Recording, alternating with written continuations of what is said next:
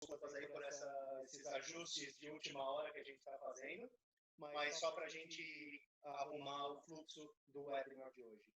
Como eu sei que o meu nome é Luiz Fernando, eu vou ser o intérprete dessa sessão. E o Matheus, que está na câmera ali da Decision FGV, é o representante da Decision. Ele está com um probleminha de garganta, então ele pediu que eu fizesse esse contato inicial.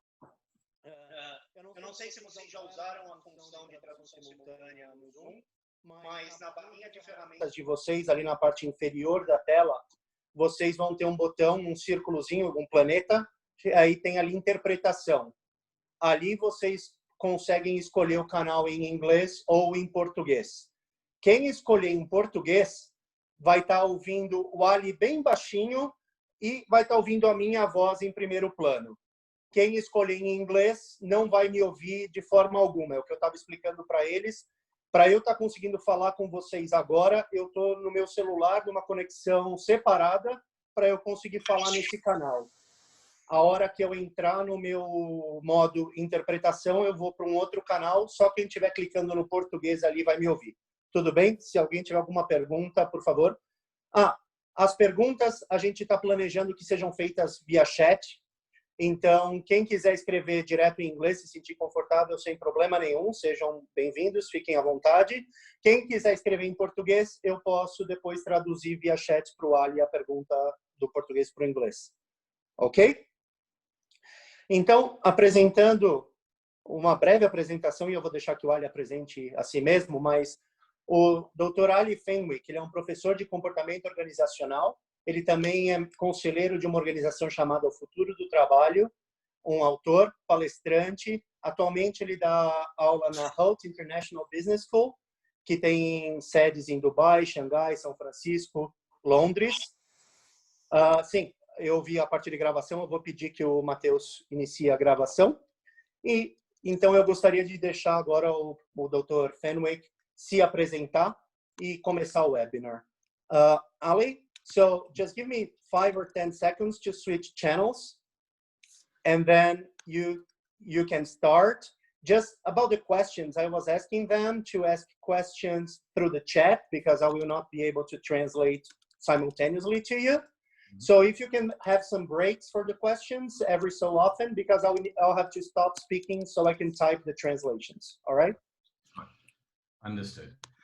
So I'm switching channels. Go ahead. So first of all, ladies and gentlemen, I was saying boa tarde a todos. I think that's how you say it in Portuguese. So first of all, a very, very big welcome. Eu vou dizer boa tarde a todos. Eu acho que é assim que a gente fala em português. Muito obrigado à Decision e à FGV por facilitarem esse evento maravilhoso de hoje aqui no Brasil, ou aí no Brasil e também globalmente. Eu sei que muitas pessoas estão logando de diversas partes do mundo, então eu agradeço a Decision e também por criarem essa plataforma para discussão, especificamente o que está acontecendo com o Covid-19, com o trabalho em casa e como isso está atrapalhando a rotina do nosso trabalho. O Brasil é um ponto especial. Tem uma das maiores taxas de infecção no mundo atualmente. O trabalho remoto está acontecendo muito e tem muitos desafios que circundam a natureza de tudo que está acontecendo no Brasil que vocês estão encarando. Então, o que eu quero fazer nessa Masterclass de hoje é me focar no Covid-19, o impacto que ele está tendo no mundo do trabalho, especialmente no trabalho de casa, que é a minha especialidade. E eu quero colocar isso em contexto também. Eu quero fazer uma discussão com vocês na aula de hoje sobre como trabalhar em casa no Brasil, no contexto brasileiro. Eu vou discutir com vocês e quais são os desafios? Quais são os desafios que vocês acham que existem? E como a gente pode lidar com esses desafios? Mais tarde na discussão, eu vou falar um pouquinho sobre os fenômenos novos, um fenômeno comportamental que agora está acontecendo, porque as pessoas estão sendo forçadas a trabalhar de casa quando elas conseguem, né? Nem todo mundo pode trabalhar de casa, a gente tem que ter consciência disso. Então, a gente vai falar sobre isso e, no final, eu vou terminar algumas recomendações específicas em como vocês podem melhorar a eficácia do seu trabalho de casa, assegurar que você esteja produtivo e como você toma conta do seu bem-estar também. Então, eu vou oferecer algumas sugestões sobre isso. Eu vi que alguém levantou a mão ali. Eu vou só checar se alguém quer falar alguma coisa antes de continuar. Muito obrigado pela presença de todos.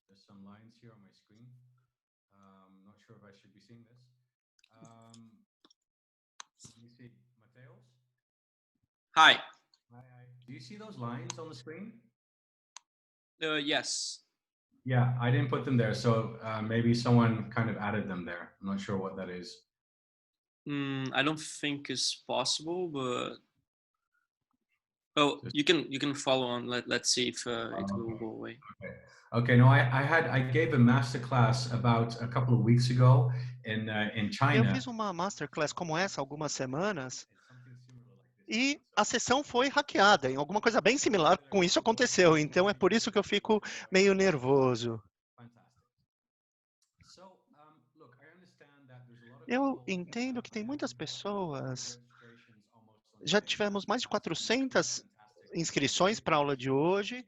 Eu fico muito feliz e eu sei que essa aula de hoje só leva 1 hora ou 1 hora e pouquinho.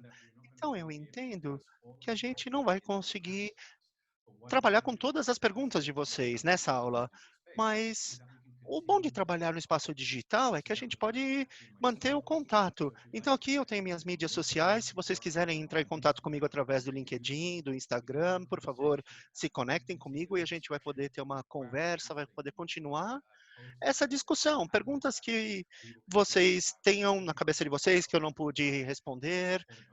Todas as perguntas são válidas como um ponto de reflexão, então eu quero continuar esse diálogo com vocês.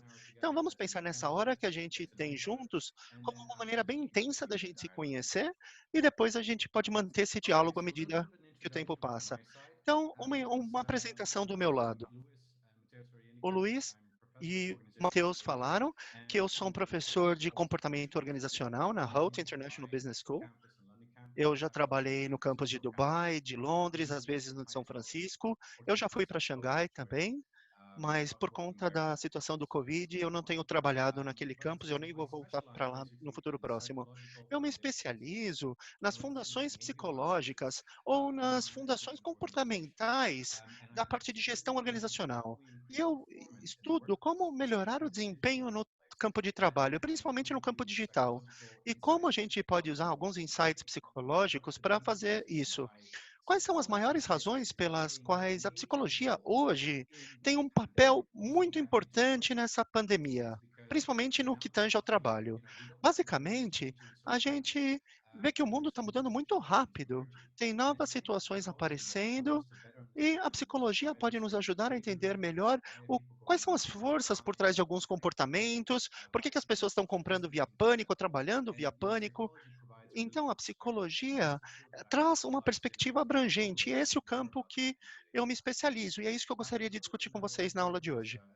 Eu também trabalhei como um consultor, como um conselheiro, eu dou muitas palestras nesse tópico, eu já trabalhei em diversas indústrias, e eu também sou um especialista comportamental na TV, na Al Jazeera, na Globo News, em outros lugares, na Fox News. Eu vou mostrar algumas coisinhas que eu já fiz. Então, aqui tem algumas das empresas, os canais que eu já trabalhei. Nenhum desses canais refletem a minha posição pessoal, ok? Eu sempre eles me deixaram bem livre para falar o que eu penso. Eu, então, falo sobre esse fenômeno do Covid-19 no trabalho de casa em diversas plataformas. Para vocês entenderem também o que eu tenho feito, atualmente eu tenho trabalhado num estudo global de trabalho domiciliar para o Nature Human Behavior Journal. Eu e outros cientistas comportamentais ao redor do mundo, a gente tem trabalhado nesse estudo global para entender mais como as pessoas estão reagindo à situação do Covid e o que a gente pode fazer isso para que a gente tenha mais eficácia no futuro, caso outra pandemia apareça. Eu também sou um palestrante da Media Spokesperson e trabalhei com diversos fenômenos associados ao Covid-19, e eu desenvolvi uma avaliação para uma universidade para ajudar as organizações a avaliarem e a melhorarem a sua eficácia no WFH, que é o trabalho de casa. Então, na aula de hoje, eu vou falar que não é só a infraestrutura técnica que eu preciso avaliar, tem muitos outros fatores que devem ser avaliados, que vão fazer com que o trabalho remoto seja mais eficaz ou menos eficaz. E é isso que eu vou discutir com vocês hoje. E por último, eu também estou escrevendo um livro sobre o trabalho de casa e sobre as diferenças. Não existe uma solução única para todos os casos. Não. Eu tenho falado muito no contexto japonês sobre trabalhar de casa. É um contexto muito difícil, diferente do resto do mundo. No Brasil, da mesma forma, o contexto é muito diferente, é um mercado emergente. Então, eu gostaria de discutir essas diferenças. Muitas pessoas, quando falam de trabalhar de casa, eles acham que tudo é a mesma coisa, e não é a mesma coisa. Então, se vocês quiserem entrar em contato comigo, se vocês quiserem me ajudar em algum desses projetos, se vocês estiverem trabalhando em projetos similares e quiserem trabalhar junto comigo, por favor, aqui eu tenho o meu e-mail e eu também vou dar os contatos de novo no final da minha aula. Então, essas são as 4 coisas principais que eu estou trabalhando no momento e eu adoro colaborar com pessoas diferentes. Eu acho que isso ajuda muito o desenvolvimento do trabalho.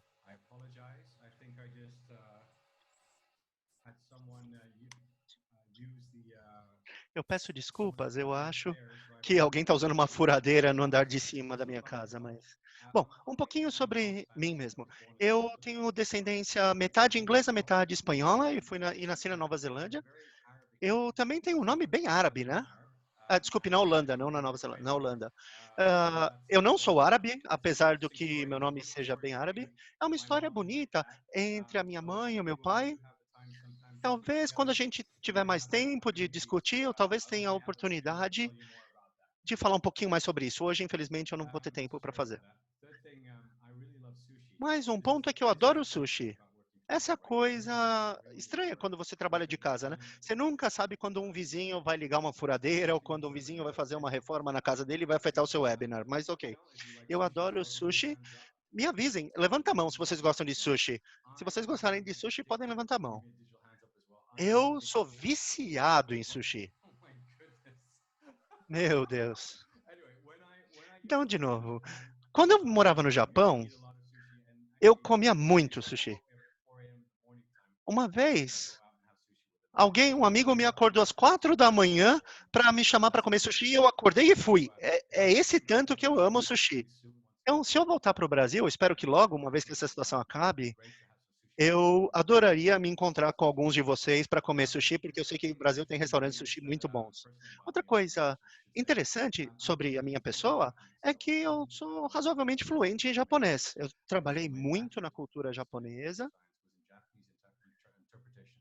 Eu fiz trabalhos de tradução e interpretação em japonês. Então, eu falo chinês, eu falo japonês muito bem. E eu também entro em pânico às vezes, né? Como vocês podem ver na minha foto. Eu sou bem humano em relação ao pânico. Então, vamos falar sobre o tema de hoje. E depois eu gostaria de ouvir o que vocês querem aprender na aula de hoje. Mas primeiro eu gostaria de criar uma agenda para que vocês saibam o que esperar da aula de hoje. Então, primeiro, eu quero discutir como que o Covid-19 está afetando o mundo e está afetando a você. Isso é uma coisa que a gente precisa discutir e refletir para conseguir entender mais em como o trabalho remoto vai nos afetar. A segunda coisa, eu vou falar sobre alguns problemas específicos relacionados ao contexto brasileiro e eu vou falar sobre esse contexto que eu mencionei mais cedo, sobre trabalho por conta do pânico. É um fenômeno comportamental relacionado com o trabalho remoto. E é uma coisa que, se você não lidar com isso, eventualmente ou a longo prazo, você vai ter um efeito negativo no seu desempenho e nessa saúde mental e no seu bem-estar também. E, finalmente, para terminar, numa nota positiva, eu vou falar um pouquinho sobre como melhorar a nossa eficácia no trabalho remoto. E eu vou fazer uma sessão de perguntas e respostas. E eu quero entender o contexto brasileiro. Como é que vocês lidam com alguns pontos? Como é que a gente pode criar soluções melhores para conseguir trabalhar mais efetivamente de casa? E eu vou também querer ouvir sobre o contexto do mundo dos negócios. isso tem a ver com a cultura do mundo dos negócios e eu gostaria de discutir isso com vocês. Então, do meu lado é isso. Agora eu gostaria de abrir para perguntas. Eu gostaria de ouvir de vocês o que vocês querem tirar do seminário de hoje. Então, de novo, eu abro para que vocês digam o que vocês querem tirar do seminário de hoje. Podem escrever no chat e eu vou ler. Então, escrevam em português, se vocês não se sentirem confortáveis em escrever em inglês, e o Luiz vai nos ajudar a traduzir.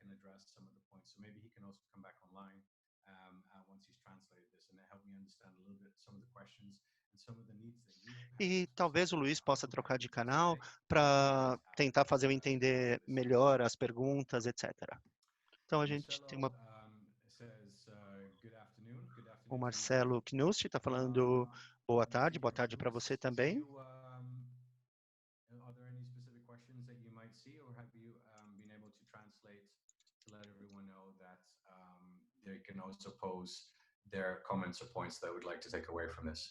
Então, ele está pedindo que eu avise para todo mundo que vocês podem fazer a pergunta no chat. O Marcelo perguntou, eu estou muito interessado na perspectiva cultural do problema. Eu gostaria de entender as coisas sobre o lado emocional, o lado mais suave no trabalho de casa. E a gente vai pensar no Japão e entender o que está acontecendo no Japão para entender uma perspectiva multicultural sobre esse problema. Porque, de novo, eu falei, não tem uma resposta única, uma solução única. Não. E aí, a gente tem o Marcos Bidart, de Novaes. Ele fala que eu gostaria de entender coisas sobre o lado mais suave, mais emocional do trabalho de casa. Essas são as coisas que a gente vai discutir. Esses são alguns dos elementos que algumas empresas, às vezes, nem pensaram nisso quando elas põem as pessoas para trabalhar de casa. Cristiano,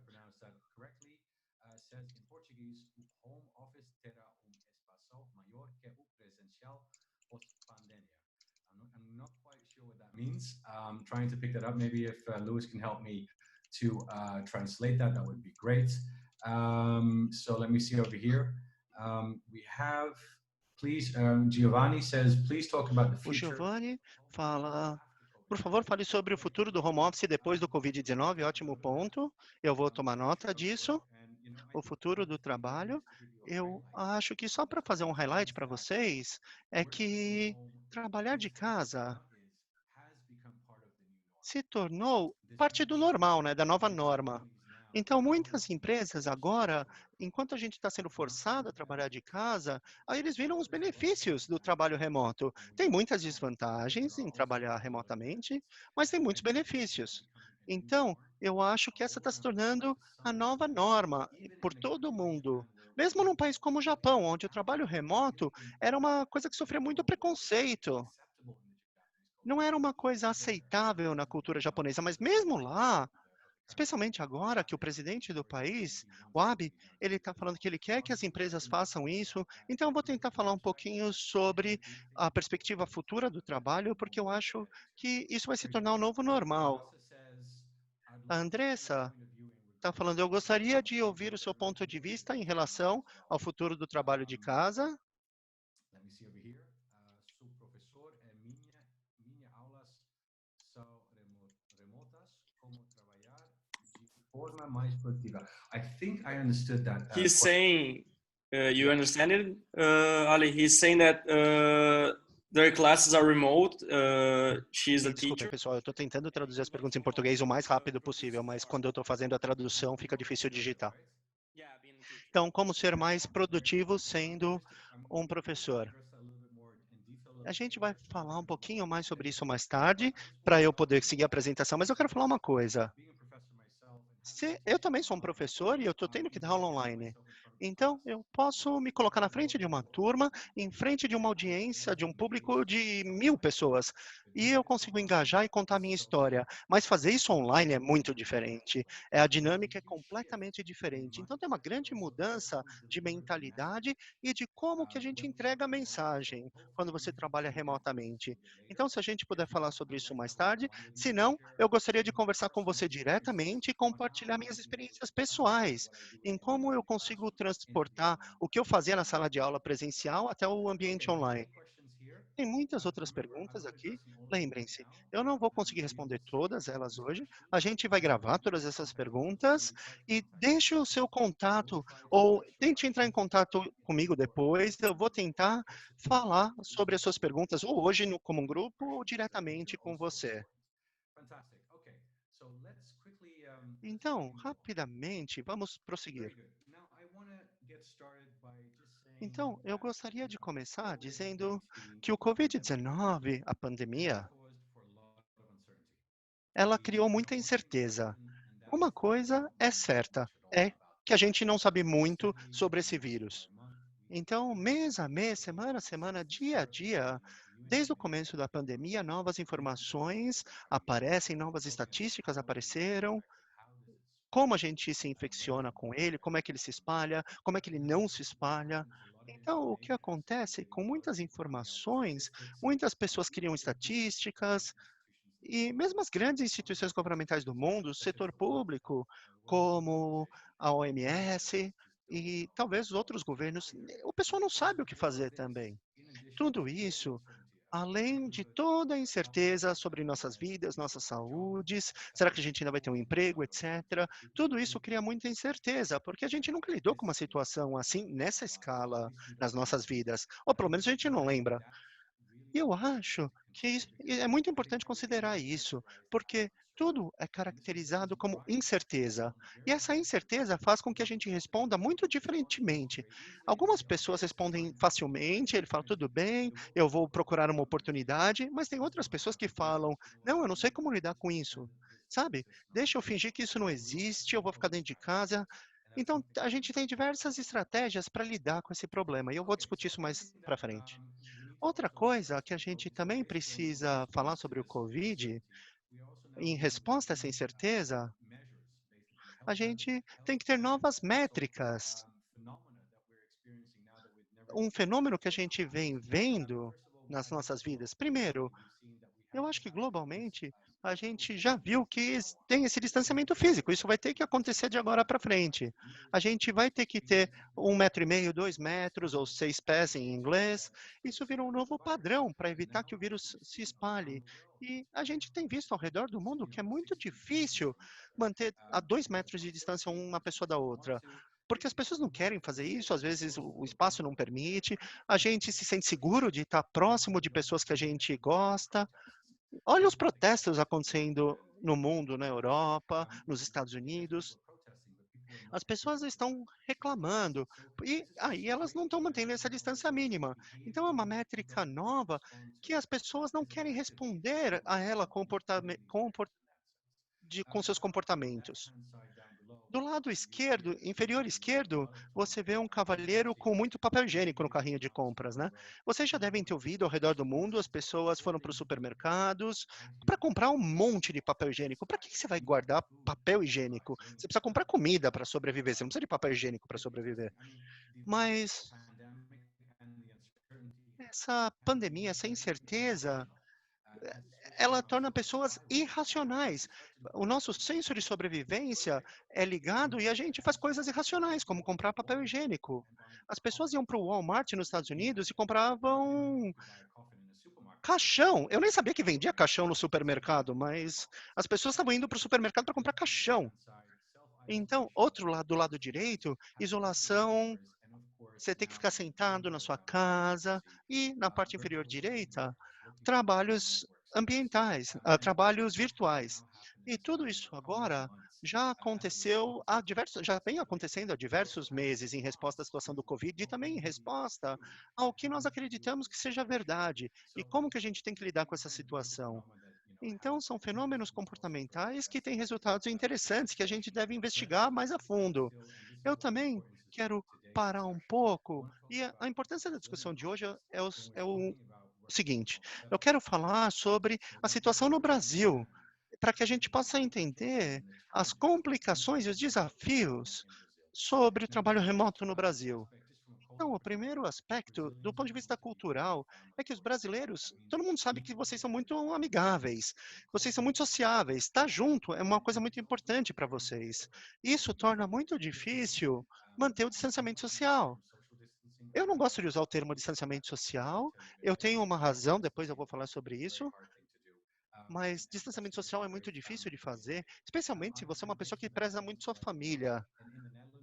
Eu moro na Holanda, e na Holanda é muito fácil você se distanciar da sua família, porque culturalmente a gente se importa com a sua família, mas a gente tem valores culturais diferentes, independência, individualidade, etc.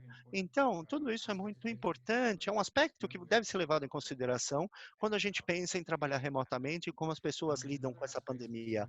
Outro aspecto interessante ao contexto brasileiro, e é bem similar à África do Sul, é a alta taxa de desemprego, né? E as favelas que estão superlotadas. Então, o vírus está se espalhando.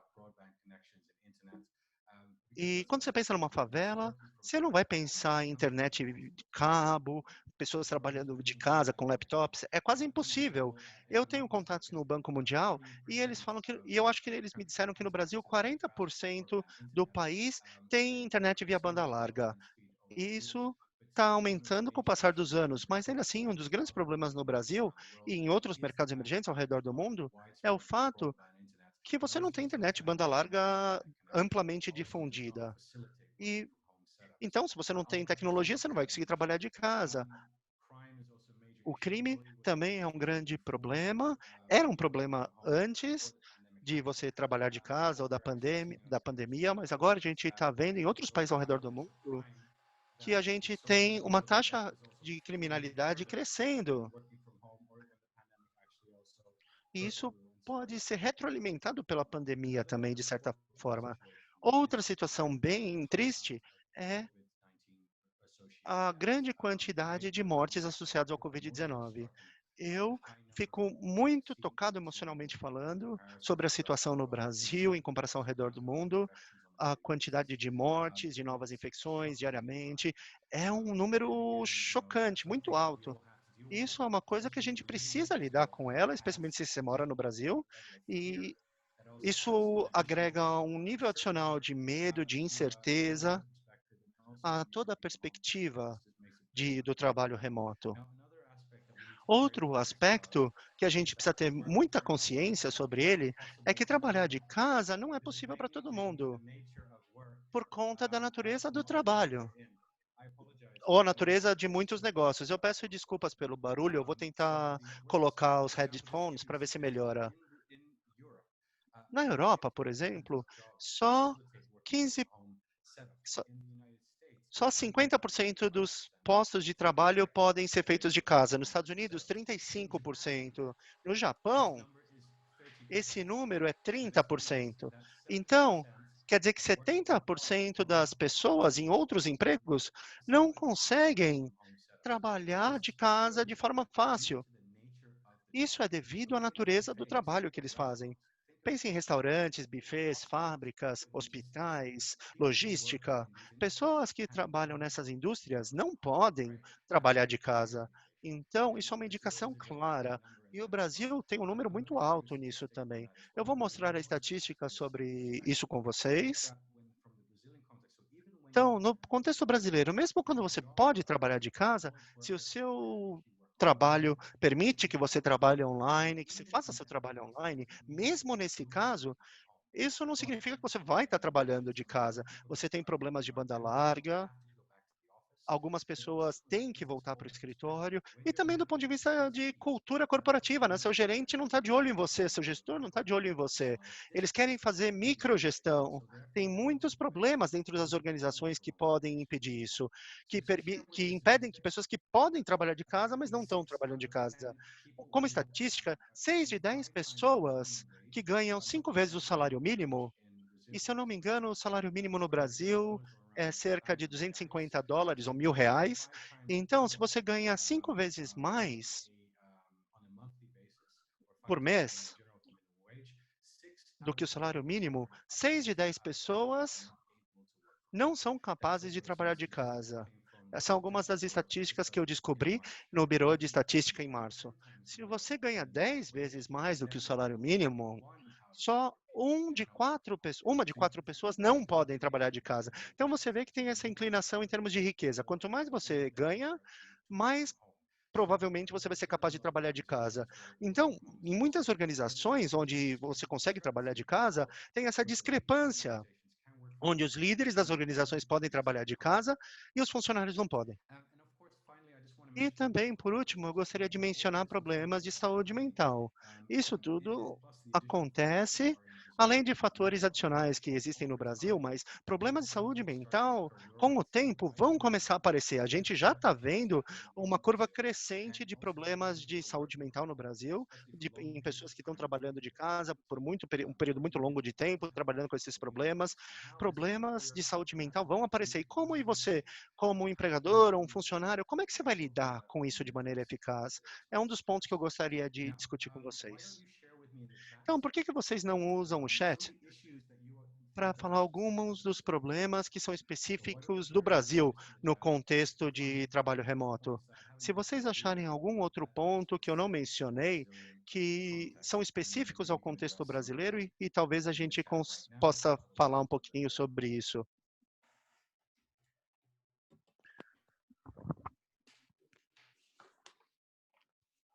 Ali, I will try to read the questions in Portuguese on this other channel. Let's see if it works. I don't guarantee it's going to work, but I'll try.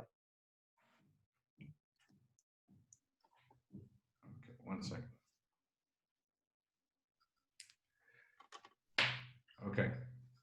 What we can do, Louis, what we can do, can you hear me, Louis? Yes, I can hear you. Fantastic. So, Louis, what we can do is that we can basically maybe just take the questions for now, and then I'll try and address them afterwards. And if you see any ones that you think are very specifically interesting to address during this call, then I'm definitely going to help to address them right now at this part. Otherwise, okay, I can always come back to people afterwards. Yeah? So I'm just giving the opportunity for other people to engage with this masterclass.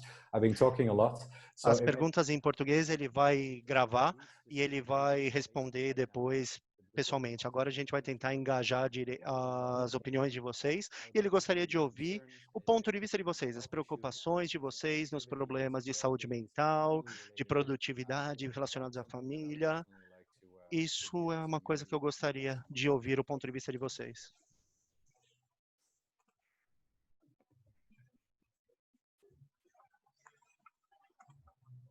Okay, so what I'll do for now, I'll let the chat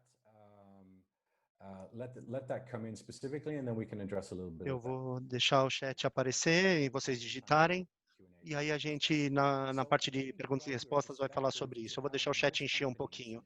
Então vamos ver como a maior parte das empresas, e eu só estou falando sobre como é possível trabalhar de casa e como que as empresas lidaram com esse problema. Antes da pandemia, muitas empresas não tinham essa possibilidade de se trabalhar remotamente. Então, como é que as empresas responderam uma vez que a pandemia apareceu e como que elas estão continuando a permitir que as pessoas trabalhem de casa? Inicialmente, quando as empresas pensavam nessa pergunta de estruturar sua organização, elas só pensavam na infraestrutura técnica. Será que a gente tem o suporte de TI? Será que a gente tem o hardware específico, software específico? E a partir de segurança, né? Porque algumas empresas lidam com dados muito sensíveis. Então, será que você tem uma conexão segura? Você tem uma banda larga na qual permita que você trabalhe de casa? Então, inicialmente, muito do design foi para o lado técnico. E muitos dos problemas que a gente viu no começo do setup da tecnologia de trabalhar remotamente também era técnico. E, eventualmente, as pessoas falaram, ok, é possível trabalhar de casa.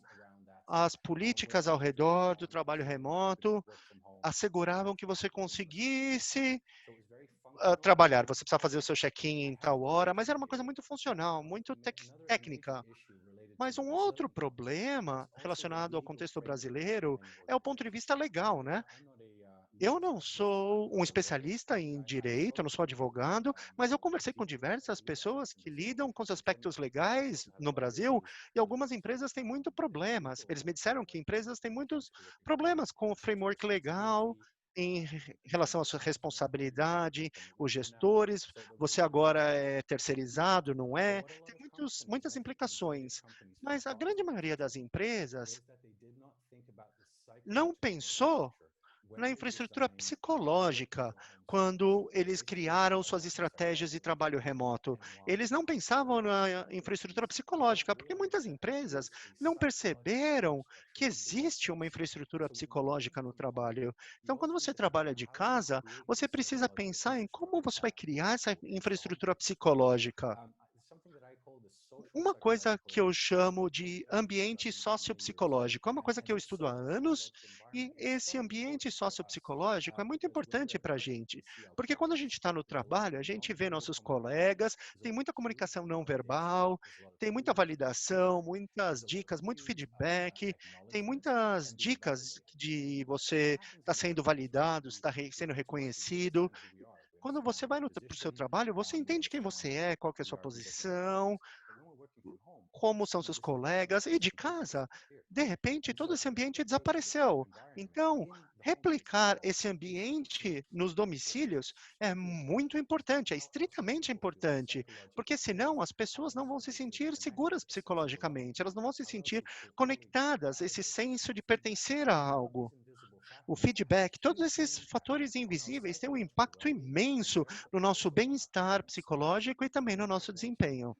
Eu vou falar um pouquinho mais sobre essa infraestrutura psicológica. Como eu mencionei antes, o jeito que a gente responde a essa incerteza de trabalhar de casa, a pandemia, toda essa situação, será que a gente vai ter um emprego amanhã, por exemplo? Todo mundo reage de uma forma diferente.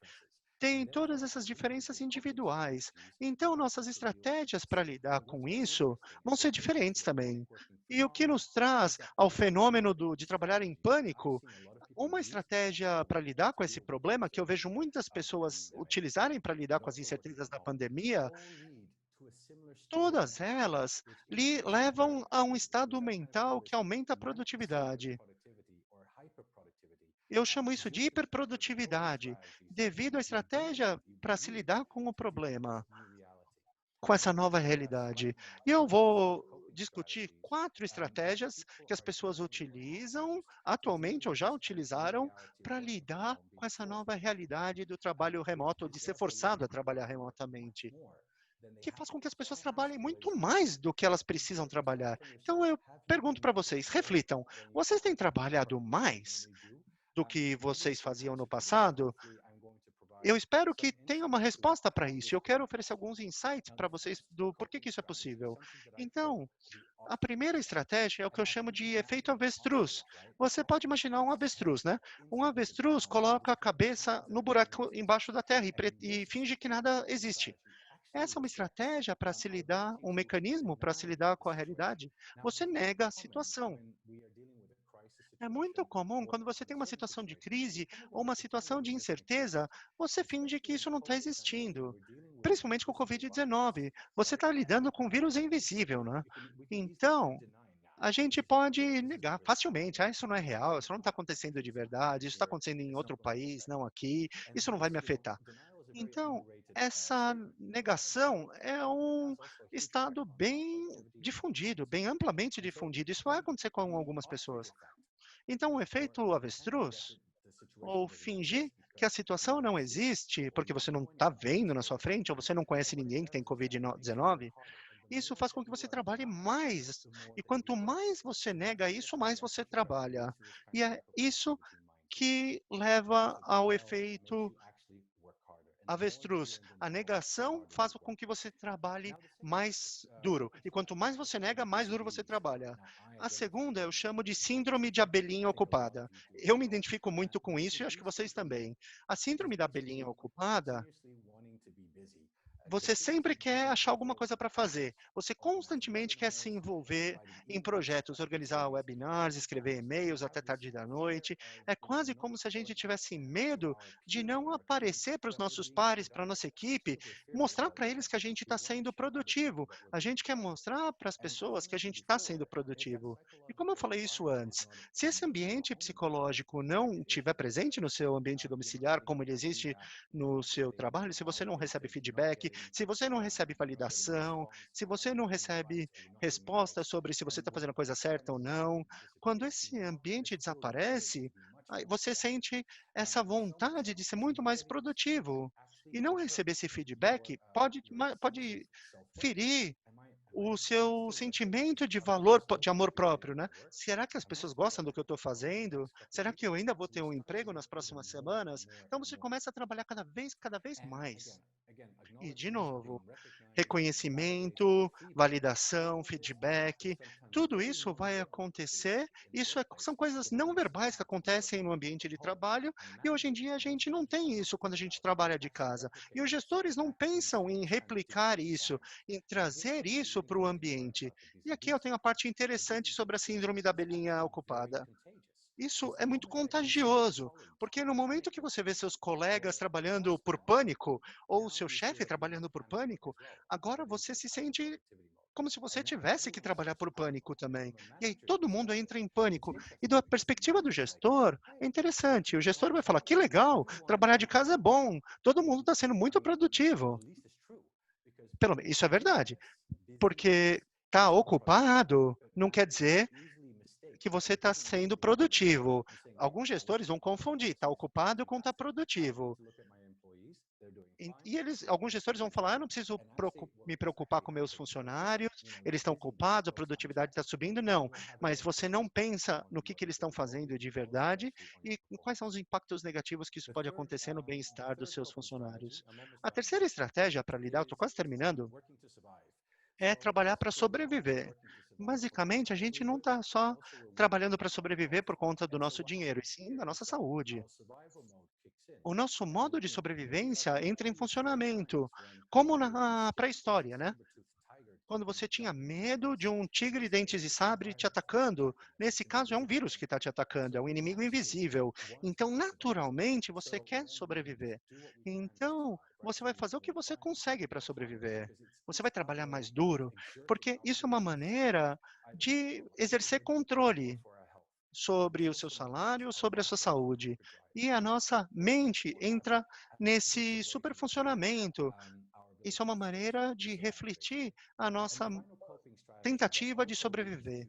E a última estratégia, que também leva ao pânico, ao trabalho por pânico, quer dizer recuperar o controle, trabalhar para recuperar o controle. Imagine o seguinte, muitos aqui estão basicamente presos em casa, tem toque de recolher, você não pode sair, tem distanciamento social, distanciamento físico. Todas essas medidas estão restringindo a nossa liberdade de movimento. Então, quando a gente está tendo a nossa liberdade de movimento sendo restrita, a gente se sente como se estivesse perdendo o controle. E a gente quer se sentir seguro, a gente quer exercer um controle sobre o ambiente ao nosso redor. Então, a gente vai trabalhar mais, de uma maneira significativa, para a gente se sentir que a gente está em controle. A gente não está trabalhando por trabalhar, a gente está trabalhando para exercer controle no nosso ambiente. Mesma coisa com a compra por pânico, né? Quando as pessoas foram comprar papel higiênico e muita comida, eles não estão comprando para sobreviver, eles estão comprando para mostrar, olha, eu estou em controle dessa situação. Então, você está trabalhando para recuperar o controle. Isso também vai levar ao trabalho por conta de pânico. Então, agora que eu expliquei as 4 estratégias para vocês lidarem com a situação, eu quero fazer uma pesquisa rápida com vocês. E eu quero ver se vocês estão experienciando algumas dessas 4 estratégias. Talvez você não esteja experienciando nenhuma delas. Então, eu quero fazer uma pesquisa rápida. E se você já experimentou ou se você está experimentando algumas dessas estratégias para te ajudar a lidar com o problema da pandemia e o problema de ter que trabalhar eficazmente de casa.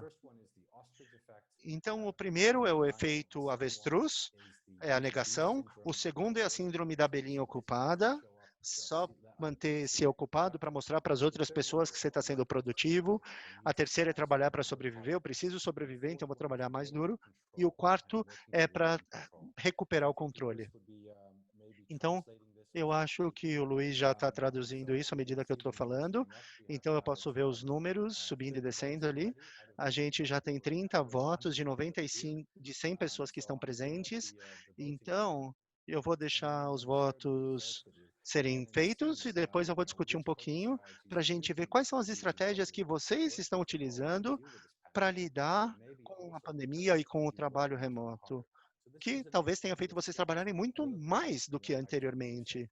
Isso tem tudo a ver com o que eu estava discutindo até aqui. Então, tomem um minutinho para refletir sobre isso, votem e aí a gente vai discutir.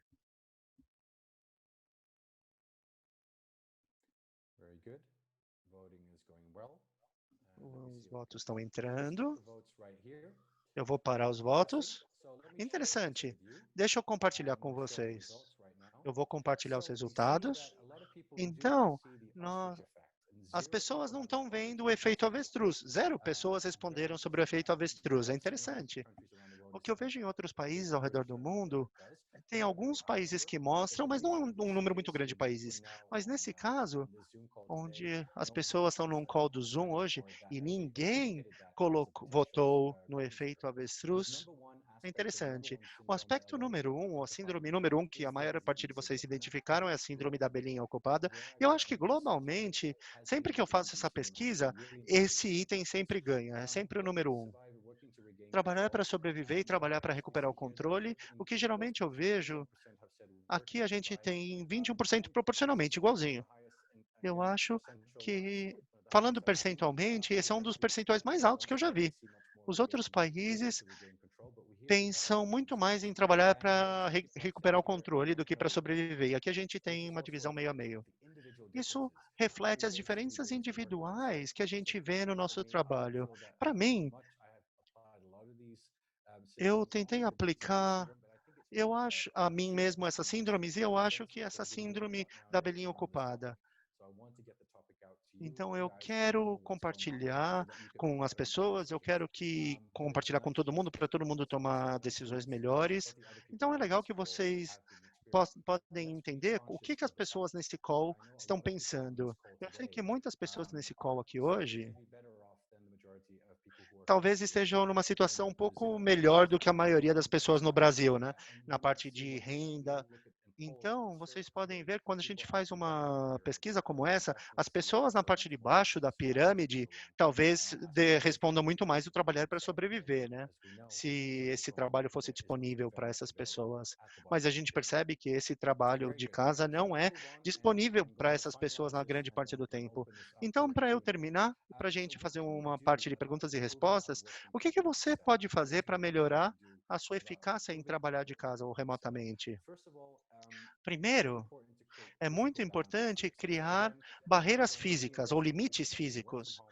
Eu estou falando com aquelas pessoas que podem trabalhar de casa, né? Então, se você pode trabalhar, uma maneira de você melhorar a sua eficácia é criar limites físicos. Veja aqui, eu chamo isso aqui de estúdio hoje em dia. Esse aqui é a minha sala de trabalho. Eu entro nessa sala, eu mudo para minha identidade profissional de professor, o pesquisador. Então, eu ligo essa personalidade. Quando você vai para o trabalho, normalmente você sai fisicamente da sua casa e entra no seu trabalho. E quando você entra no seu trabalho, psicologicamente, você está mudando uma chavinha no seu cérebro.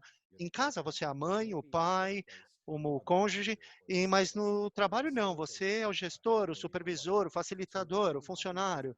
Então, a gente tem identidades diferentes. Então, quando a gente trabalha de casa, é muito bom ter um espaço físico no qual você vai utilizar para trabalhar.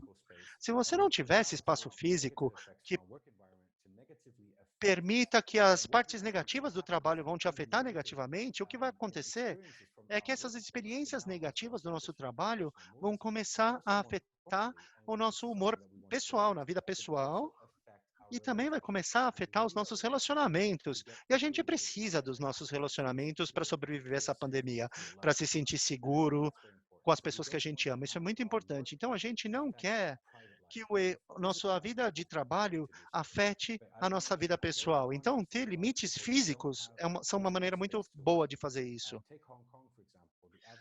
Então, você não quer, no Japão, por exemplo, um domicílio tem 44 metros quadrados, por exemplo. Eu não sei como é a situação no Brasil, eu sei que tem muitas diferenças, mas no Japão você não tem um espaço físico para trabalhar e muitas pessoas não têm. Então, o que eu recomendo é que você crie limites mentais. O que eu quero dizer com isso? Limites mentais são hábitos, são estruturas, são rotinas ou rituais que você pode ter no seu dia a dia. Você acorda de manhã, escova os dentes, se veste, almoça e para em determinado tempo. A gente tem hábitos que nos ajudam a sobreviver até o final do dia. Isso é importante, porque eles te oferecem uma estrutura e eles. Lembra quando eu falei sobre o senso de controle? Eles te oferecem esse senso de controle sobre o seu ambiente. Então, quando você tem essas estruturas, isso te ajuda a compartimentalizar o que é trabalho e o que não é trabalho. Quando você trabalha de casa, ter esses limites mentais são muito mais importantes até do que quando você ia para o escritório, porque agora você tem limites bem rígidos.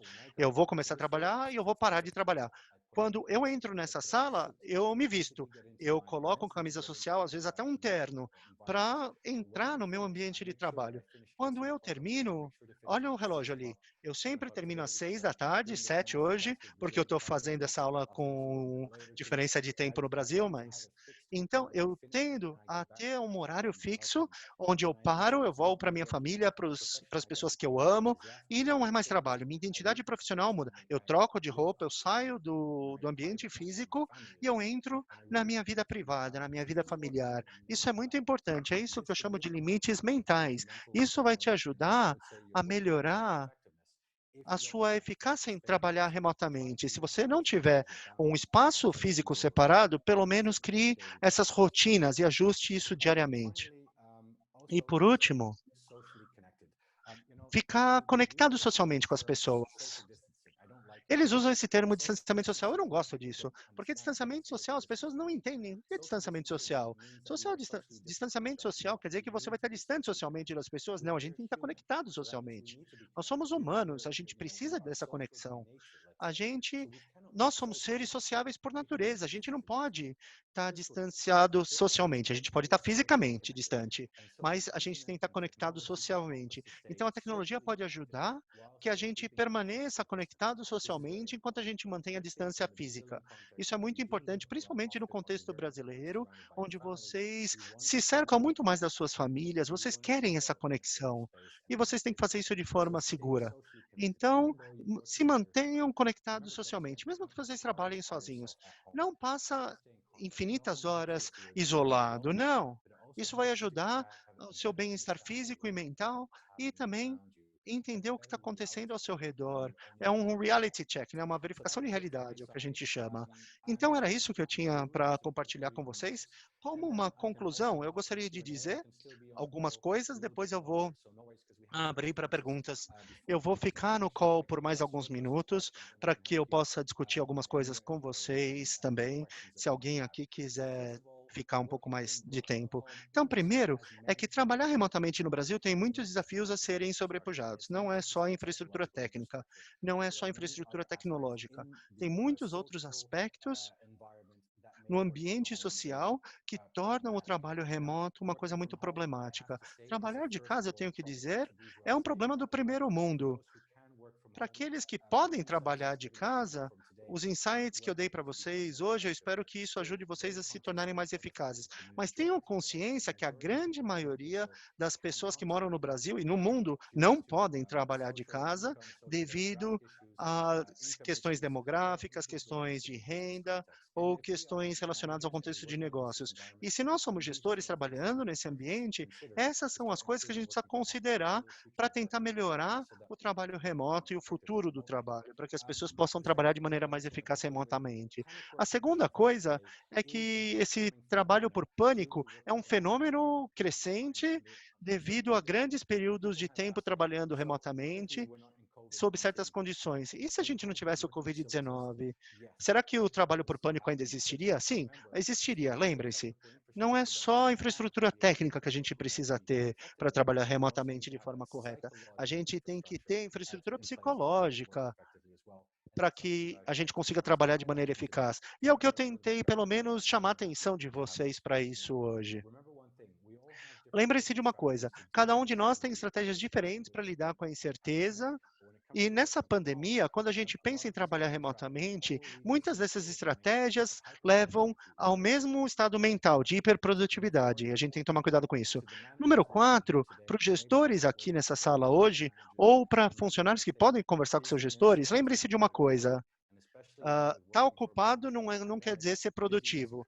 Então, estar ocupado, às vezes, é só uma maneira da gente lidar com a situação. Então, eu espero que esse conhecimento informe vocês para que vocês possam tomar decisões melhores. Então, estar ocupado não quer dizer que você está sendo mais produtivo. E, por último, desenvolver novos hábitos para melhorar a sua eficácia pessoal.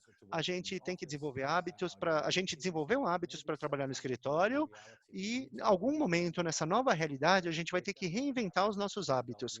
A gente vai ter que parar com hábitos antigos e desenvolver hábitos novos para lidar com essa nova realidade. Então, senhoras e senhores, obrigado pelo tempo de vocês. Se vocês quiserem aprender um pouquinho mais sobre essa infraestrutura psicológica, como construir essa infraestrutura, eu tenho alguns links aqui para vocês. Eu escrevi um livro baseado em 6 anos de pesquisa, que vocês podem encontrar nesse link ou no Google. E, caso contrário, eu adoraria discutir com vocês sobre isso através das mídias sociais e e-mail. Então, de novo, muito obrigado pelo tempo de vocês e também pela atenção de vocês. Eu peço desculpas pelas interrupções que a gente teve no comecinho, mas fico feliz que não tenha mais barulho aqui na minha casa. Eu vou passar para o Luiz e para o Matheus. Se vocês tiverem algum ponto, fazer uma sessão de perguntas e respostas. Muito obrigado. Mateus? Hi, Ali. Hi. Hi. You still have more time for like a 10 minutes Yeah, question answer? I've got 15 minutes left. Don't worry. I've taken up a lot of the time, but I want to make sure that I can address some of the questions from the viewers today. I think that's really important. Okay, perfect. So, Luis, can you open the questions? You are in the Portuguese. Oi, pessoal. Peraí, deixa eu... Pronto. Hi, Ali, can you hear me? Yeah. Okay, so I'm opening this channel. If I need to translate by voice, I guess that's faster than just typing. Okay. Yeah. Pessoal, se alguém quiser fazer pergunta em inglês direto, pode fazer no chat. Se alguém quiser fazer em português e eu precisar traduzir para o Ali por voz nesse canal, acho que fica um pouquinho mais rápido. Eu peço desculpas por ficar trocando de canais, mas... There was a question on working from home. Sorry, the future of work. So I think, let me try and provide a perspective here for a lot of people. So I think the future... Teve uma pergunta sobre o futuro do trabalho, né? Eu acho que o futuro vai ser muito interessante. Essa pandemia, o que ela fez? Ela fez a gente perceber que a gente precisa tomar cuidado com a tecnologia. Na China, com o Covid-19, eles estavam usando robôs nos hospitais, e estavam usando drones para transportar as coisas para as pessoas. A gente estava vendo tipos diferentes de tecnologias sendo utilizadas para que a gente pudesse se comunicar mais eficazmente, realidade virtual. Eu acho que o que essa pandemia está fazendo, ela vai acelerar a tecnologia, porque muitos negócios hoje, lembre quando eu falei que 80% dos negócios, eu acho que no Brasil, não conseguem que as pessoas trabalhem remotamente de forma fácil por conta da natureza. Eu acho que as empresas que sobreviverem à pandemia, que saírem economicamente dessa crise, elas vão reestrategizar o seu modo de pensar.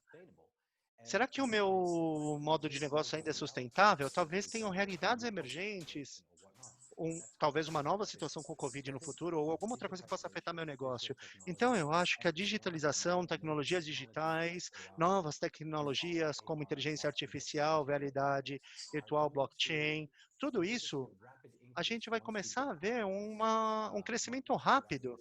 Uma vez que a gente saia dessa pandemia, à medida que mais e mais empresas vão se tornar mais resilientes e mais prontas para encarar o futuro. Então, eu acho que com certeza... Another perspective, I see something someone asked. Eu vejo que alguém fez uma pergunta sobre inteligência artificial e como a inteligência artificial vai afetar os nossos trabalhos. Sim, eu acho que muitos dos trabalhos que podem ser automatizados vão ser realizados por inteligência artificial. A gente já vê isso acontecendo hoje. Mas não se esqueçam disso. Se você supervisiona pessoas, a inteligência artificial no futuro talvez também pegue o seu trabalho, o trabalho de um supervisor, de um gestor, num futuro próximo. Então, se você supervisiona pessoas, você também potencialmente pode perder o seu emprego para a inteligência artificial. Então, esse medo que a gente vai perder emprego para a inteligência artificial, mas ao mesmo tempo, eu acho que a revolução da inteligência artificial, a gente vai ter que achar um relacionamento entre inteligência artificial e relacionamentos humanos. O aspecto humano vai se tornar cada vez mais importante. Valor artístico, criatividade, relacionamentos humanos, força mental, todas essas características que são muito importantes vão ter um papel muito importante no futuro do trabalho. E eu acho que a gente vai ver uma mudança. As universidades, as instituições, a gente precisa pensar que o futuro dos MBAs, a gente vai ter que ter um componente criativo muito forte, um aspecto de inovação muito forte. Eu acho que esses são aspectos que devem ser levados em consideração. Eu sei que a gente tem muito medo de novas tecnologias, mas deixa eu falar uma coisa. Quando a eletricidade foi inventada há muitos anos, e a gente estava utilizando carvão para energia, muitas pessoas ficaram com medo dessa transição. Mas o que a gente viu é que a eletricidade criou ainda mais empregos do que o carvão. Então, eu quero que isso seja uma linha guia para vocês.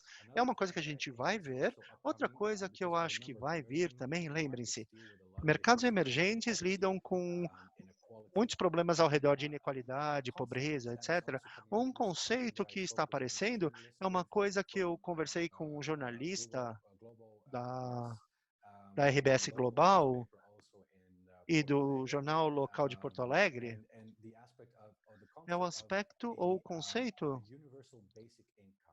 de uma renda básica universal. Uma renda básica universal, renda mínima universal. Muitos países ao redor do mundo estão examinando essa possibilidade para ajudar a balancear os impactos da tecnologia, a perda de empregos. Tem muitas coisas, tem muitas pessoas discordando, muitos países discordam em como fazer isso, mas é uma solução viável, eu acho, especialmente para mercados emergentes, que podem liderar essa tendência, que possa virar uma tendência global. Eu acho que tem muitas possibilidades para serem consideradas sobre o futuro do trabalho. Eu espero ter citado alguns pontos legais.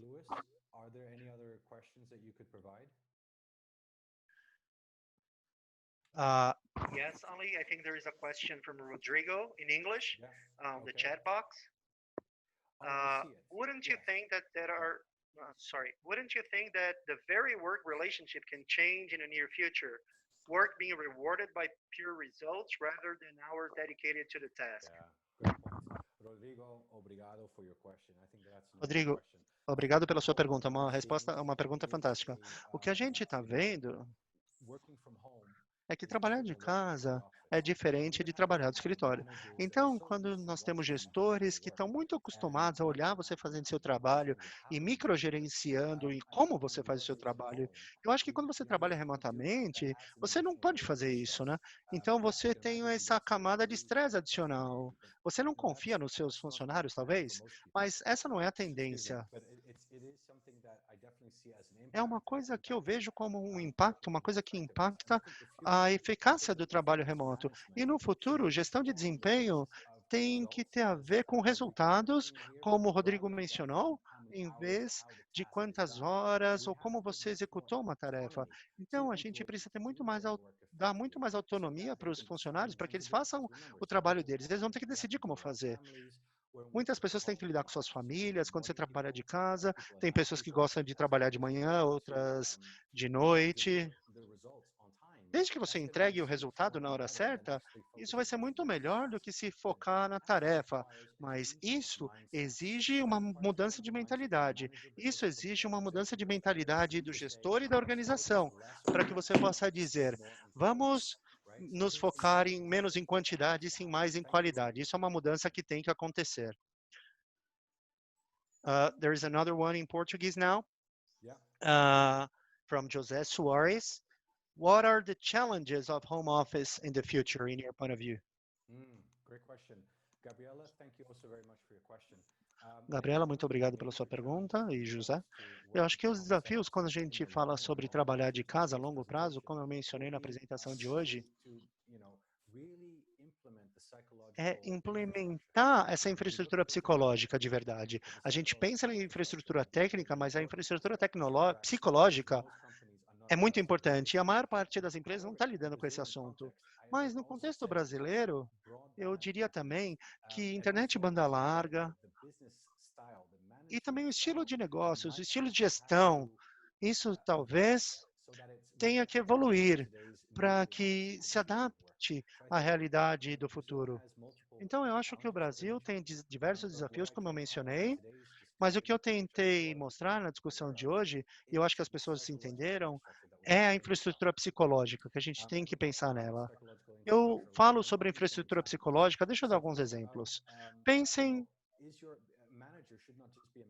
o seu gestor não tem que ser um gestor de tarefas, e sim um gestor de emoções, ou um gestor de sentimentos. Quando as pessoas estão trabalhando de casa e elas se sentem muito inseguras, a sua tarefa como um líder, como um gestor, é ouvir os sentimentos, as emoções dos seus colegas.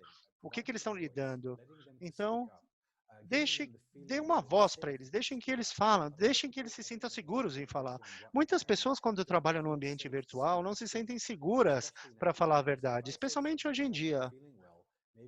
Se eu não estou me sentindo bem, talvez meu chefe vá me demitir. Então, tem muita incerteza que as pessoas têm que lidar com elas e oferecer essa segurança psicológica, mostrar que você está ouvindo os seus funcionários, isso é muito importante também a longo prazo. Então, voltando à pergunta do Rodrigo, permitir autonomia. Oferecer às pessoas o espaço para tomarem suas próprias decisões de quando vão trabalhar, desde que atendam aos prazos. Você dá a liberdade às pessoas. Isso ajudaria a perspectiva psicológica, mas você precisa ter algumas mudanças para com que as pessoas sejam bem mais efetivas e eficazes no futuro. Uh, Gabriela here says, I'm not sure what the question is. Let me translate Gabriela's question. Thank you. Okay. We have one from Renata in English and one from Gabriela. Let's start with Gabriela and then it's not from Renata, it's from Sylvia. Renata is just helping us Sylvia, with the yeah. questions. Okay, thank you. So Sylvia Generali is asking, I see companies that have raised their requirement for results during the home office regimen. How can we do the follow-up and the performance assessment? Can you talk a little bit about assessing performance in this new environment? Oh yes, very much so. As I mentioned, I think we need to Como eu mencionei, a gente precisa de algumas mudanças. Primeiro, a gente precisa se focar em gestão de desempenho e a gente vai ter que fazer isso em base transacional. Por exemplo, com base na qualidade ou no entregável que tem que ser entregue. Então, nesse ambiente onde a gente está hoje, a gente tem um contexto muito baixo. Você não consegue sentir minhas emoções, você não consegue... Lembre-se que 93% da comunicação é não verbal. Então, você não consegue julgar o desempenho desse ambiente invisível através dessa média como Zoom, dessa mídia como Zoom. Então, a gente precisa ver se as pessoas estão atendendo às expectativas. Se você vai trabalhar para entregar um projeto no final da semana, então as pessoas vão te avaliar com base na entrega. Outra coisa que a gente ouve é que existem novas aplicações saindo.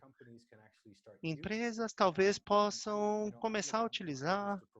Eu não estou aqui para promover nada, nenhum produto, mas eu estou trabalhando com uma empresa fantástica chamada Resource e eles estão tentando lidar com esse problema. Como é que a gente consegue avaliar o desempenho? Como é que a gente consegue facilitar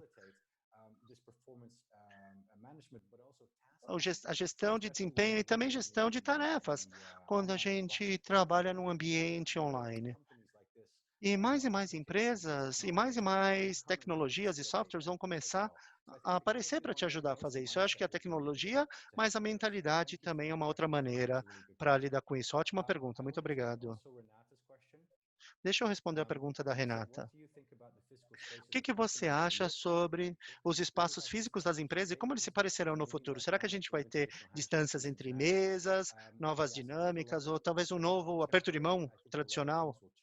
Eu acho que muitas coisas vão mudar. Então, primeiro de tudo, eu vejo muitas pessoas voltando a apertos de mãos. Eu faço isso, não conta para ninguém, mas eu ainda aperto a mão das pessoas. Muitas pessoas batem o cotovelo ou o pé. É uma maneira de você tentar fazer esse distanciamento e ainda assim você cumprimentar as pessoas, porque o cumprimento é uma parte cultural. A gente quer fazer isso, mas de uma maneira, entre aspas, segura. Então, quando a gente pensa em retrofitting, será que a gente vai ter que redesenhar o nosso espaço de trabalho? Muitas das coisas que a gente tem feito na minha empresa é tentar pensar como é que a gente consegue redesenhar o espaço de trabalho para que haja esse distanciamento físico e como é que a gente vai acomodar novas informações. Lembre-se de uma coisa, se você começar a redesenhar hoje, baseado nas informações que você tem hoje, e se você for fazer uma reforma em todo o seu escritório e alguma informação nova aparece de como o Covid-19 é transmitido. E agora você precisa reformar o seu escritório. Então, a gente tem que ter muito cuidado sobre essas reformas. A gente pode ter uma discussão separada sobre isso. Então, eu acho que fazer isso, principalmente em ambientes fabris, onde as pessoas têm que ir ao trabalho, né, durante essa pandemia, como eu mencionei, nem todo mundo trabalha de casa, as pessoas têm que ir aos seus ambientes de trabalho, as fábricas vão abrir, empresas vão abrir. Então, como é que você cria um ambiente seguro, que as pessoas consigam atender aos padrões de segurança e que elas possam trabalhar e ter uma vida social de uma maneira segura? Eu acho que muitas dessas mudanças já estão acontecendo, a gente está vendo isso acontecendo, e também tem diretrizes dos governos que vão fasear o lockdown, né? Em países e exigem que, se você quiser abrir o seu negócio, você precisa aderir a essas normas globais e específicas de cada indústria, talvez para fazer um retrofit ou uma reforma no seu ambiente de trabalho. Let me see which other questions do we have here. Jose also has a question. Maybe you can help me, Lewis, with this one. Sure. José's question is, the lack of alignment between the employee and the company makes it difficult to engage the team and to move the business, to move the direction of the business goal, the purpose of the business. I think it was more a comment. Oh, and then the question comes, how to engage employees in a remote environment? Great question. So how to engage employees in a digital environment, right? Ótima pergunta. Como engajar os funcionários? Eu acho que o que a gente aprendeu até aqui é que os líderes no mundo de hoje têm que começar a engajar, a inspirar, a motivar os funcionários de uma maneira que vai além dos limites físicos da organização. Eu acho que o trabalho remoto que a gente está vendo ao redor do mundo acelerou isso. Mas a eficácia da liderança ainda não conseguiu acelerar tanto assim. Então, tem muitos líderes que não sabem como engajar as pessoas no ambiente online, digital. E aí que entra a direção. Eu adoro essa pergunta, porque no ambiente físico, você vai ter um engajamento com o seu gestor, eu vou fazer isso para você, você faz aquilo para mim, você tem essa troca. Quando a troca é positiva, a gente tem um relacionamento positivo com nossos gestores. E aí, a gente se sente bem, e a gente vai estar mais engajado. Quando a gente está no ambiente remoto, às vezes a gente não consegue ver o nosso gestor. E aí que eu sinto que uma maneira de engajar, motivar e ter funcionários comprometidos é esse senso de identidade. Então, quando eu falo sobre identidade, eu falo sobre identidade organizacional, o orgulho que você tem dentro da sua organização, a visão da liderança que é oferecida pelo seu líder. Lembre, quando há muita incerteza, a gente sempre olha para os nossos, busca os nossos líderes por direções e guia. Então,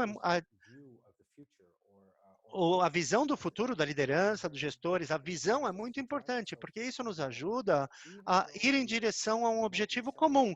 Mesmo que estejamos separados fisicamente uns dos outros, mesmo que não estejamos trabalhando no mesmo ambiente, ainda temos essa conexão intrínseca. E criar essa visão, eu chamo isso de liderança de identidade. Usar a liderança de identidade de maneira eficaz para conectar as pessoas de dentro para fora. Isso é uma maneira muito importante de manter as pessoas conectadas e engajadas nesse ambiente de trabalho digital. Se vocês quiserem saber mais sobre isso, podem conversar comigo. O livro que eu mostrei também, eu falo especificamente sobre isso.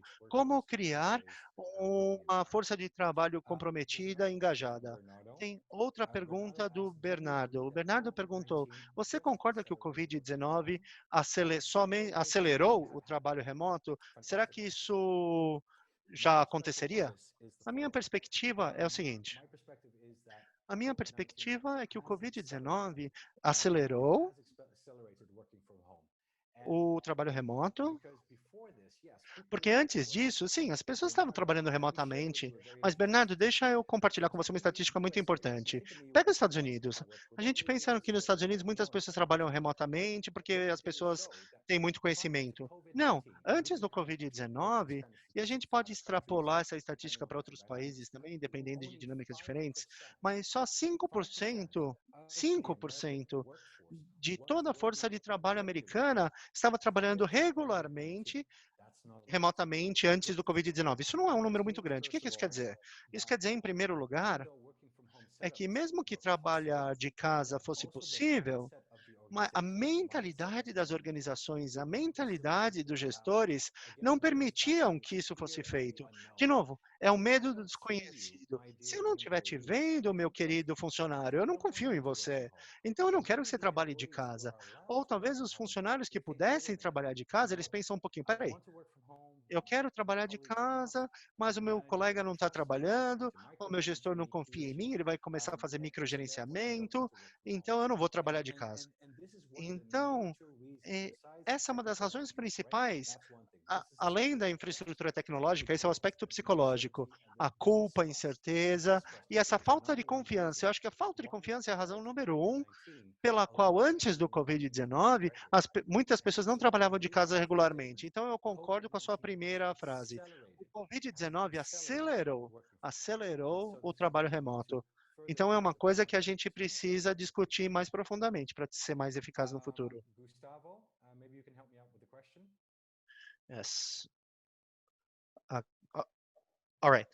Dr. Ali, how are universities in general preparing the professionals for this new home office? I don't know, you have already talked about that.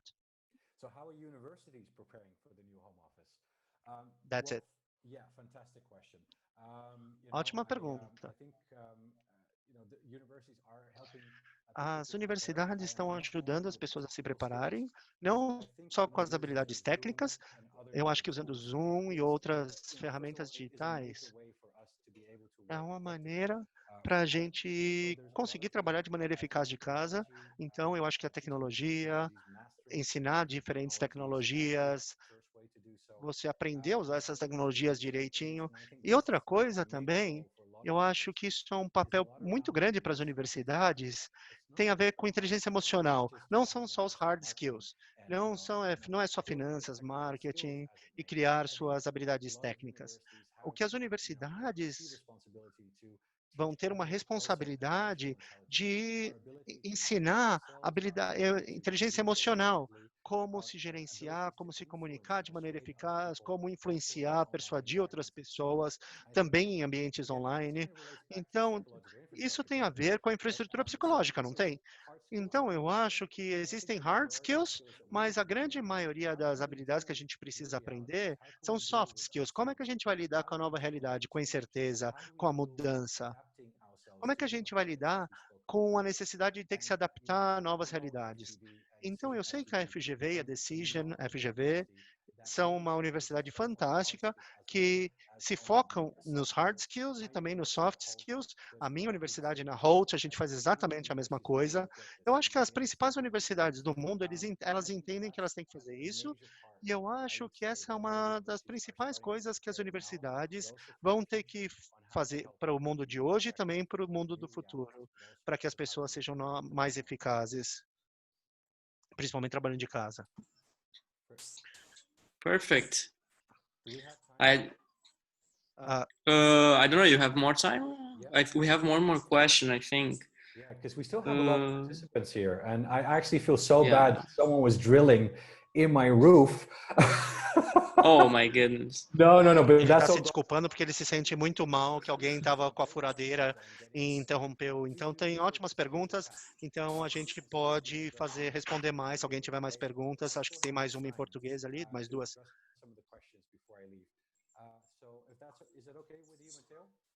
Tudo bem, Yeah, Matheus? sure. It's up to you. Let's make the last question. It's okay? There's two more. Let's do the last two. Então vamos ver Okay, essas últimas perfect. duas. Oh, there's another one. All Yeah, right, sure. let me. You can translate, Luis. So from Fernando, good afternoon. Congratulations for the webinar. One of the biggest challenges is also the relationship with our customers, because they also have to adapt themselves to the remote way of providing service and receiving service. Right. Can you repeat that again one more time? Yes. So one of the biggest challenges will also be in our relationship with our customers, because our customers will also need to adapt themselves to the remote way of giving and receiving service. Right. Correct. I think, the pandemic shows us that we're all in A this together, pandemia right? mostra que a gente está no mesmo barco, né? Todos nós estamos no mesmo barco. Não importa se é nosso cliente, nosso parceiro de negócios, os sindicatos, todo mundo está junto nisso. Então, eu acho que o que está acontecendo agora é que muitas pessoas, lembrem-se, a cadeia de suprimentos é global, né? Se uma pessoa é afetada aqui, outra pessoa vai ser afetada do outro lado. Então, eu acredito que o que eu vi acontecer até aqui em muitos negócios ao redor do mundo, conversando com diversos líderes da área comercial, as pessoas são muito abertas. Elas estão oferecendo muito apoio para renegociar condições de pagamento, cancelando alguns pedidos, mas mantendo relacionamentos existentes, porque os clientes sabem que mesmo quando o Covid desaparecer, eles vão precisar desse relacionamento. Esse relacionamento vai ter que continuar no futuro. Então, só para colocar isso em perspectiva, quando a gente está numa crise, a gente não consegue lidar com ela, né? É quase como se a gente estivesse num avião. Quando você está num avião e tem algum problema no motor, você não vai conseguir parar o avião e consertar o motor no meio do voo. Você vai ter que aterrissar o avião no chão com segurança, tirar os seus passageiros, e aí você vai falar, peraí, o que aconteceu aqui? Como é que eu posso impedir que isso aconteça de novo? Então, eu acho que a gente ainda está em voo. Os nossos clientes e nós, a gente tem que entender onde nós estamos, os nossos fornecedores também. Então, manter esse relacionamento emocional sólido e positivo, engajado, e achar um meio termo que a gente consiga se ajudar. A gente não consegue te oferecer o serviço da maneira que você quer, mas vamos manter nosso relacionamento para ver o que vai acontecer no futuro. Eu acho que isso é importante. Então, pense nessa analogia do avião. Você e o seu cliente estão pilotando o avião juntos e vocês precisam pousar esse avião. Depois que você pousar, vocês vão avaliar a situação e pensar em como vocês poderiam fazer as coisas de maneira diferente, novos fornecedores, ou como continuar e fortalecer esse relacionamento. E se o cliente te vê como um parceiro que agrega valor e se tornar mais resiliente, porque esse é o futuro, né? A gente precisa começar a pensar como se a gente vai estar preparado para enfrentar o futuro, como que a gente vai ser menos afetado no futuro. Se você conseguir criar esse serviço, essa confiança, se você conseguir mostrar sua habilidade de se adaptar, eu acho que isso vai ser uma maneira pela qual os clientes e os fornecedores vão continuar trabalhando uns com os outros no futuro. And I guess we have the last one from Gustavo. Thank you, Dr. Ali. And what about the social contact? Is this going to affect the trust between small and big businesses? And the main object of persuasion, will it help a lot in negotiation, in negotiations done through remote or home office or remote work environments? I don't know if that was clear. Sorry, it was. No, it's okay. Maybe you can summarize it. Maybe. Yes. So I guess if I had to summarize, he's talking about social contact. If that's going to affect the confidence between, or the trust between big and small companies, and how persuasion is going to help the negotiations in this new environment. I guess that would be a better. Yeah, very good question. I think, Gustavo, thank you for that question. Gustavo, obrigado pela pergunta. É muito difícil. O que é muito difícil de fazer é criar confiança no ambiente virtual. Então, Trabalhar de casa vai continuar, trabalho remoto vai continuar no futuro, mas a gente ainda precisa contato cara a cara, a gente precisa engajar um com o outro, a gente precisa ainda tomar caipirinha e a carne, como é que chama a carne que vocês comem no restaurante? Na churrascaria. Então, você precisa ter um engajamento social, porque isso ajuda você a criar confiança. Então, não importa o que aconteça, você vai ter que engajar, se engajar com as outras pessoas. Mesmo em negociações milionárias ou de alto risco, pensem no ambiente de baixo contexto, como a Holanda, o Reino Unido. Ainda assim, você precisa de contato cara a cara. Se você vai fazer uma fusão, uma aquisição, onde tem muito dinheiro sendo passado de uma mão para outra, você precisa conhecer sua contraparte. Você não vai conseguir fazer isso online para fazer uma fusão e aquisição. Eu não vejo isso acontecendo, porque a gente precisa dessa interação cara a cara, essa interação social para a construção de confiança. Então, como é que as pequenas e as grandes empresas vão manter seu relacionamento? Eu acho que isso vai ser muito difícil. Como influenciar isso? Eu acho que essa é a parte final da pergunta. Isso é muito importante. Tentar achar novas maneiras de manter o relacionamento social. Telefonemas, interações, sorteios. O que você conseguir fazer para redefinir as regras? Eu sei que eu não estou te dando uma resposta direta agora, Gustavo, mas eu acho porque a gente está numa nova realidade, isso exige uma nova maneira de trabalhar, uma nova maneira de criar relacionamentos e novas abordagens. Então, isso quer dizer que a gente precisa fazer algumas tentativas. Vamos ver o que a ciência da persuasão e da influência nos diz, mas reciprocidade é muito importante e a gente também talvez tenha que desenvolver novos estilos para desenvolver relacionamentos nessa nova realidade. Eu não tenho certeza se eu respondi a sua pergunta, mas eu espero que eu tenha te ajudado a pensar, pelo menos no futuro, que às vezes a gente vai ter que achar novas maneiras para ser eficaz nessa nova realidade. Perfect, Ali. I think it's the last question we Perfeito, have. Ali. Eu acho que essa foi a última pergunta que a gente teve. I'd like to thank you so much. I Eu know how gostaria muito you de te have a agradecer.